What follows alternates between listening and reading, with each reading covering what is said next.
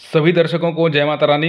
आज शुक्रवार है और शुक्रवार को हम फीमेल चार्ट का फ्री कुंडली विश्लेषण करने वाले हैं।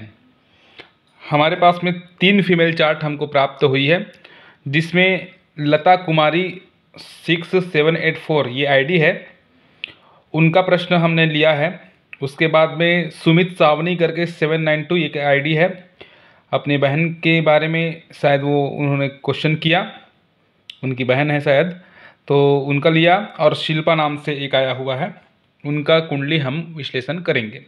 तो चलिए चलते हैं। सबसे पहले लता कुमारी के नाम से जो आया हुआ है, डेट ऑफ बर्थ देख लीजिए 6/7/78 6:30 बजे PM और प्लेस कोरापुट उड़ीसा। क्वेश्चन है व्हाट इन फ्यूचर। देखिए, मैं आपको एक सूचना देना चाहूँगा कि कुछ समय अभाव के कारण में बोर्ड पर आपको नहीं समझा पा रहा हूँ, तो मैं इसी पर आपको कुंडली विश्लेषण करूंगा और जल्दी से कुंडली विश्लेषण करके दे दूंगा। ठीक, चलिए चलते हैं आपके प्रश्न की तरफ। आपने पूछा व्हाट इन फ्यूचर। ये प्रश्न ही प्रदर्शित कर रहा है कि आप अपने लाइफ से भी परेशान हैं। और क्यों परेशान है उसका सीधा सा कारण मेरे को दिखाई पड़ रहा है, महादशा, राहु की महादशा। आप सभी लोगों को मैं बतलाता हूँ कि राहु की महादशा ये थोड़ा सा वर्स्ट महादशा है, थोड़ा नहीं बहुत वर्स्ट महादशा है। कन्फ्यूजन्स क्रिएट करना, दुख के ऊपर दुख लाते रहना। अब इस कुंडली में आप देखिए, तुला लग्न की कुंडली है। इस तुला लग्न की कुंडली का नेचर आपको पहले भी बतलाया हूँ, एक्सपेक्टेशन दूसरों से बहुत हाई फाई रहता है, बहुत ज़्यादा उम्मीद करते हैं, एक्सपेक्टेशन रखते हैं जीवन से भी, अपोजिट जेंडर से भी। और ये एकदम कहा जाए तो नीतिपरक भी काम करने वाले होते हैं, तोल मोल करके काम करने वाले, और लग्जरियस लाइफ जीना चाहते हैं। और आपके सप्तम भाव में जहाँ पति पत्नी का घर है वहाँ सूर्य बैठा हुआ है। ये शो कर रहा है कि यहाँ सेपरेटिव इफेक्ट सूर्य खड़ा किया है। और राहु चिंता देने का काम करेगा, व्यय में जा कर के बैठा हुआ है, ये व्यय में, और यही डिप्रेशन का और ये बहुत सारी चीज़ों का भाव होता है। अब उसको उसकी चर्चा नहीं करेंगे, लेकिन राहु डिप्रेशन दे रहा है। आप जब पूछें व्हाट इन फ्यूचर की फ्यूचर में क्या है, तो राहु की महादशा आपको 14/5/22 राहु में राहु, और राहु में गुरु चल रहा है 7/10/2024। अभी राहु में गुरु का अंतरदशा है। गुरु कहाँ पर है? भाग्य भावस्थ है, भाग्य भाव में बैठा हुआ है, धार्मिक यात्रा देने के लिए रेडी है। राहु में गुरु, ये अच्छा जाएगा। उसके बाद में 24 के बाद में 10/24 के बाद में राहु में शनि आने वाला है, और शनि आय भाव में बैठा हुआ है। ठीक, व्हाट इन फ्यूचर वाले जो प्रश्न है ना, उसमें बहुत सारी चीज़ें आ जाती हैं। ऐसा प्रश्न नहीं करिएगा, आपको स्पेसिफिक जो चीज़ जानना है वही आप करिए। राहु में गुरु अच्छा ही जाएगा। ठीक है, गुरु रोग भाव का मालिक बन करके भाग्य भाव में बैठा है, ज्ञान दे रहा है, पंचम को एक्टिव करेगा, ये अच्छा है।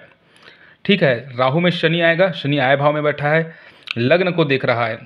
ठीक है, और लग्न के साथ साथ में ये पंचम को देख रहा है, पंचम को तो अच्छा करेगा, लग्न को भी, लग्न में थोड़ा इफेक्ट लाएगा, स्वास्थ्य में इफेक्ट ला देगा यहाँ पर। और राहु में जब शनि आएगा 24 के बाद में, तो ये स्वास्थ्य में पक्का इफेक्ट ला देगा, क्योंकि ये शुक्र जो बैठा हुआ है, आपको लग्नेश बैठा हुआ है, अष्टम में बैठा है, संघर्ष बढ़ा देता है, और ये बहुत सारा जो शुक्र से संबंधित रोग है उसको दे देता है। अब शनि भी शुक्र का रोग, शुक्र को देख रहा है, तो रोग देने का काम कर देगा। ठीक, ये आपके प्रश्न है, प्रश्न का उत्तर है कि व्हाट इन फ्यूचर। फ्यूचर अच्छा है, रोगों से बच करके रहिए, रोग देने में ये सक्षम दिखाई पड़ रहे हैं आपकी कुंडली। मैं बोलूँगा उपाय के तौर पर राहु की महादशा का आप शांति कराएं, राहु की शांति। ठीक, माता रानी की उपासना करें, माता रानी की भक्ति करें, इनका जितना भी उपाय है वो करें, ज़्यादा बेटर रहेगा। ये रहा पहला कुंडली। सेकंड कुंडली में चलते हैं, सुमित सावनी का। ये बार बार हमको क्वेश्चन डाल रहे हैं, हर वीडियो में डाल रहे थे, हम देख रहे थे, परंतु कोई बात नहीं, चले चलते हैं।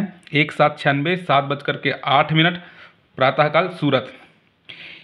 इनका प्रश्न है पति को लेकर के, पति कैसा होगा, ससुराल कैसा होगा, ये सभी चीज़ें प्रश्न है। और इस स्वाभाविक सी प्रश्न है, क्योंकि चंद्रमा पति के घर में आकर के बैठा है, और चंद्रमा की महादशा है।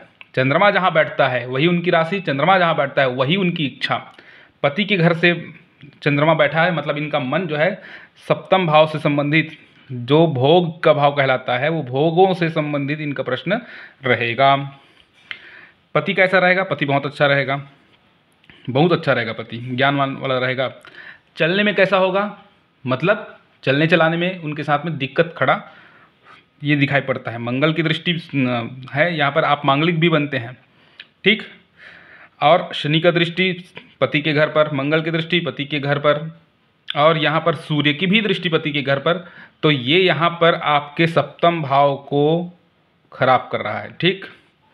पति अच्छा होगा, परंतु यहाँ पर अब लड़ाई झगड़ा ये ग्रह कराने में सक्षम होंगे, क्योंकि चंद्रमा की महादशा बीतने के बाद मंगल की महादशा, और मंगल सक्षम होता है लड़ाई झगड़ा कराने के लिए। आप मांगलिक हैं, उपाय है मंगल शांति आप करा लीजिएगा। विवाह कब होगा, विवाह जब गुरु अभी यहाँ पर एक्टिव है, गुरु अभी विवाह लगाने के योग में बैठा हुआ है, प्रयास करना चाहिए। ये अप्रैल और मई के आसपास, अप्रैल और मई के आसपास से पहले, अप्रैल और मई तक से गुरु जहाँ मेष राशि में बैठा, उससे आप पहले विवाह में सफलता मिलने का चांस दिखाई पड़ेगा। और चंद्रमा में राहु, चंद्रमा में गुरु चलेगा, हाँ ठीक, आने वाले साल में दिखाई देता है ये। लेकिन उपायों की बहुत आवश्यकता है, क्योंकि शनि मंगल सूर्य 3 पाप ग्रह देख रहे हैं। मंगल की शांति आप करा लीजिए, ज़्यादा बेटर होगा। और आपको विवाह के लिए गुरु का जितना भी उपाय है, विष्णु भगवान का उपाय है, केला पेड़ की पूजा करना है, पीला वस्त्र पहनना है, गुरुवार का व्रत रहना है, ये सब कुछ आपको करना चाहिए। तीसरा प्रश्न लेते हैं शिल्पा। शिल्पा जी का प्रश्न आया 31/7/96 इनका जन्म का तारीख है, 12:45 जन्म का समय है, आश्रम गुवाहाटी।